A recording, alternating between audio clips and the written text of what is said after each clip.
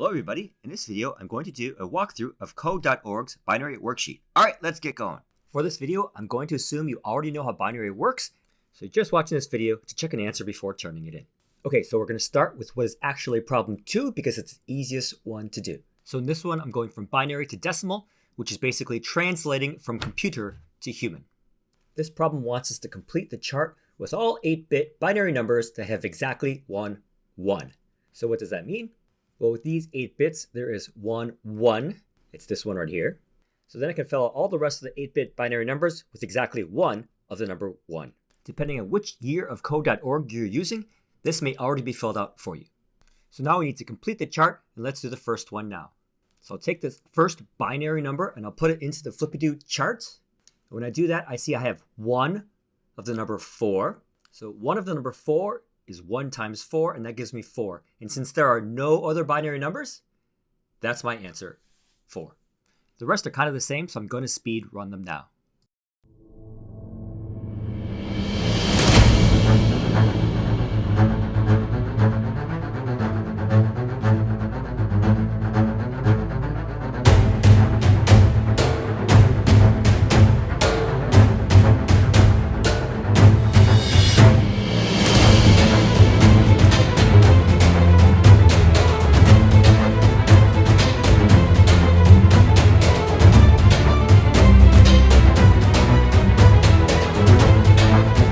The next question that comes up is, what do you notice about the decimal equivalents above? And the answer is, as you add zeros to the right of the binary numbers, the decimal numbers increase by a factor of 2. We're using the binary system or the base 2 system, and so this makes sense.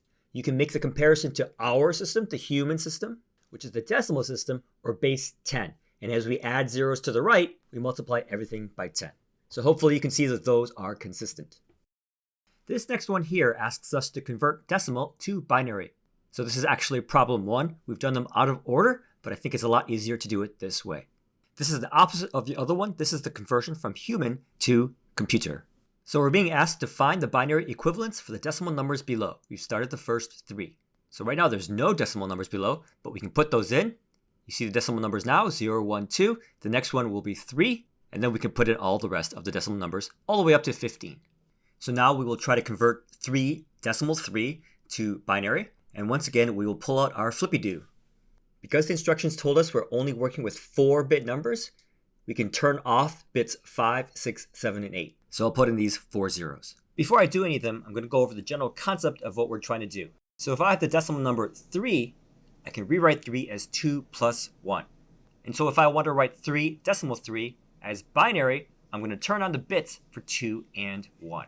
So decimal 3 will be equal to 0, 0, 1, 1. And along those same lines, if I had the decimal 13, I can rewrite decimal 13 as 8 plus 4 plus 1. So if I want to convert this to binary, I would turn on the bits for 8, 4, and 1, but not for 2. So this is what we're trying to do, and sometimes this breakdown is easy to spot, and sometimes it's not. But luckily, we have an algorithm by which we can make this happen. An algorithm is just a computer science term for a formula. And so now I'll go over that right now. So again, we're converting human or decimal 3 to computer. And to do that, we'll work with Flippy going left to right. So starting at the left, I have the 8. I'm going to see how many 8s are in a 3. So to do that, I'll do some long division. 3 divided by 8, if I'm only working with whole numbers, is 0. So my decimal 3 has 0 8s, and 0 is the number that will go with the 8 in the Flippy. So my 0 will go in this place right here. And my remainder is 3. So the next step will be to take that remainder, and again I'm going left to right in the Flippy, and see how many of the next number I have in it, which in this case is 4. So 3 divided by 4 again is 0, and so that number will go in the 4's place in the Flippy. The remainder here is going to be 3, and we keep going. So now we'll look to see how many 2's are in the 3, and there is 1, and that's the number that's going to go up under the 2 in the Flippy. When I do this math, the remainder will be 1, and we'll use that remainder for the next step. So we'll see how many 1's are in 1. There's 1. That 1 gets moved onto the 1 in the Flippy, and I'm done. So my final answer is 0, 0, 1, 1. That is the number 3 in decimal if I convert it into the computer world of binary, 0, 0, 1, 1. And I'll write that in my table. Finally, if I wanted to double check that, I could. I have 1, 2, and 1, 1. When I add that together, that's 3. So that's a good way to check to be sure you know your answer is correct. Okay, so the procedure for all the rest of them is exactly the same. I'm going to speed run this as well.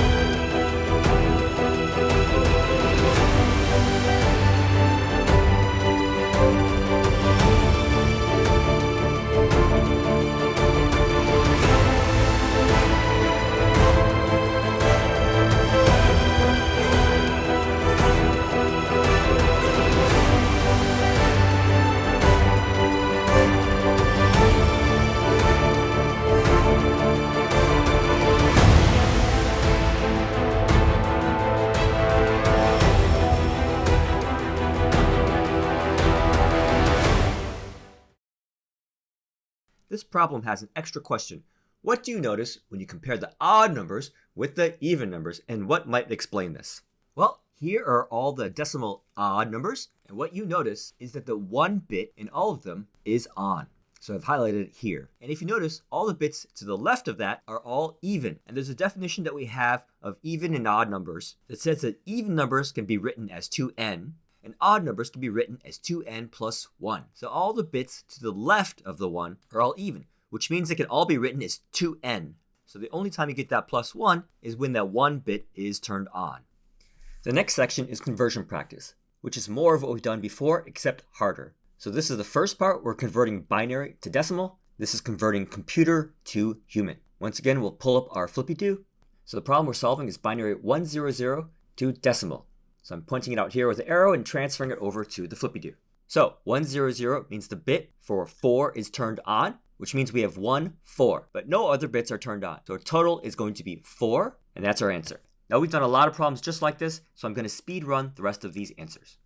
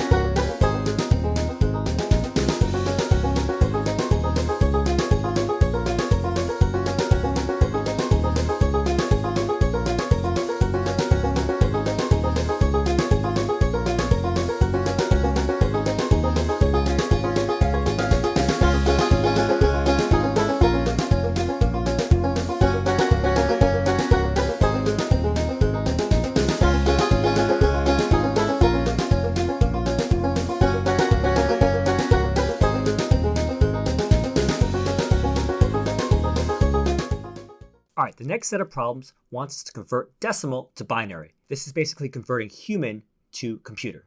So a first step is going to be to find the power of 2 that is equal to or slightly less than the decimal. So my decimal is 5, and the power of 2 that is slightly less than that is 4. It doesn't make sense to stop at 8. If I turn the 8 bit on, then that's more than 5, and that's not going to be a correct decimal to binary conversion. So again, I want to find a number that's either equal to the decimal or slightly under it. So once I find that power of 2, I'm going to take my original number and divide it by that power of 2. So 5 divided by 4 is 1, and the remainder is 1. This means that the 4 bit is turned on. So next I take what remains and divide that by the next power of 2, going left to right. So 1 divided by 2 is 0. So 0 is what goes for my power of 2. So 5 has no 2's. The 2 bit is turned off. And I take the remainder and I divide it by the next power of 2, going left to right. So that makes 1 divided by 1. The answer is 1. So this bit is turned on. And there's my answer, 101. Next one up, we're converting decimal 17 to binary. So you might be able to see this right away. You can decompose 17 into 16 plus 1, in which case your answer is 10001. But if you can't, here's the standard procedure by which you solve all of these problems.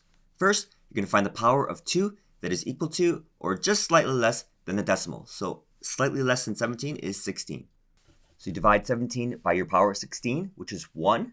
That means you have 1/16. The 1 bit is turned on for 16. You take the remainder and you keep on going left to right until you get all the way to the end.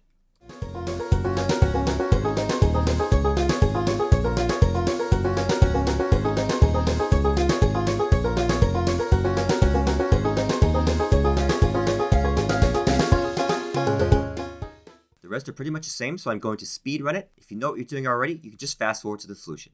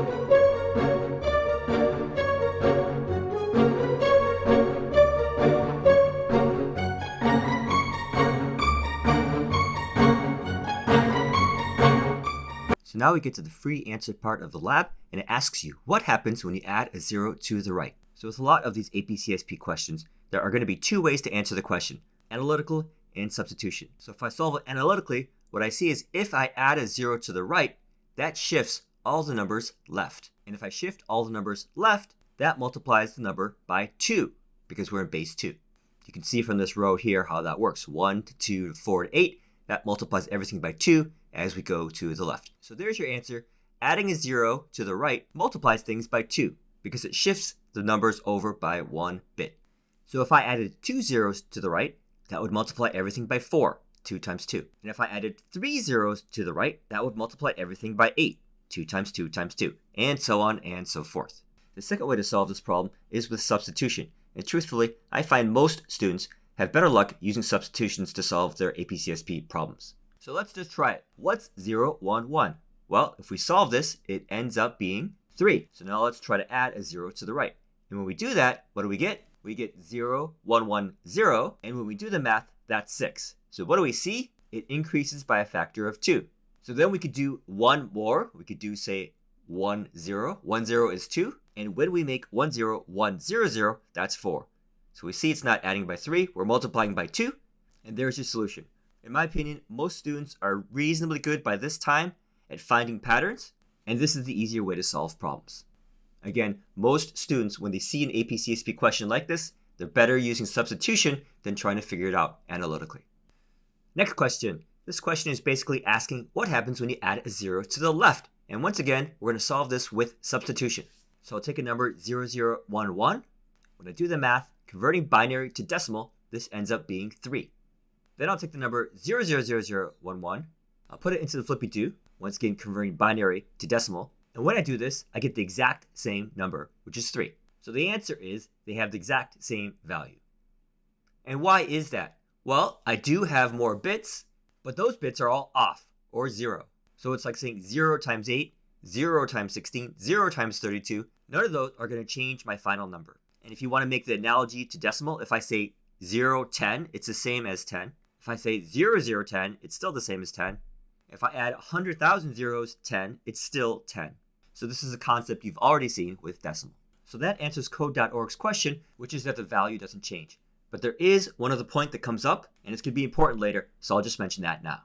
And that point is that the more bits you have, the more storage you use. And the more storage you use, the more money this costs, which you all know from, say, buying phones. Phones with more storage cost more money. Alternatively, something with more bits is going to be slower to download over the internet. So I feel like the full answer to this question is that yes, both numbers have the same value, but the second number takes up more storage. And there's a price to be paid there, either straight away money or with slower download speeds. All right, before I do the last two questions, I want to go over an important formula. When it comes to bits, this is basically the one formula to rule them all, so for sure you want to know this formula. And that formula is 2 to the number of bits equals to the number of combinations. The reason this 2 is here because each bit has 2 combinations itself. So code.org asks, how many bits do I need to assign a unique binary number to each vowel in English? So I'm going to use my main formula here. 2 to the bits is equal to combinations. And the knowledge that English has 5 vowels. So I need 5 combinations, 5 on this side. So I need the number of bits to be high enough so that it's going to give me at least 5 combinations. So how many bits do I need? Well, 1 bit will give me 2 combinations. 2 bit will give me 4 combinations. And 3 bits will give me 8 combinations. And 8 combinations is enough to cover the 5 combinations I need. So my answer is going to be 3. I need 3 bits to assign a unique binary number to each vowel in English. The next question from code.org asks, how many bits do I need to count up to 1,000? So for me to go from 0 to 1,000, that's actually 1,001 numbers, not 1,000. And so I need 1,001 combinations. So again, this bits here needs to be high enough where I'm going to get 1,001, or at least 1,001. And so if I do the math, what I see is once I get to 10 bits will give me 1,024 combinations, and 1,024 is enough to cover 1,001. So my answer here is 10 bits. Here are some questions for extra practice. How many bits do I need for all 26 letters? So English has 26 letters, so I'll need 26 combinations. So I need this bits here to be high enough that it's going to give me at least 26. And if I do the math, I see 5 bits gives me 32 combinations, and that covers all the letters. So the answer here is 5. One more practice problem. How many bits for each direction of a game joystick? So this is 8 directions. So I'll need this bits here to be able to cover all 8 combinations. When I do the math, 2 to the 3 is equal to 8, and that covers the combinations that I need. So the answer here is 3. One more question. This is a little bit of a trick question. How many bits to count up to 8? Once again, it's the same formula. 2 to the bits is equal to the combinations. And the trick here is that I actually need 9 numbers. Yes, 9, because starting from 0 to 8 is actually 9 numbers.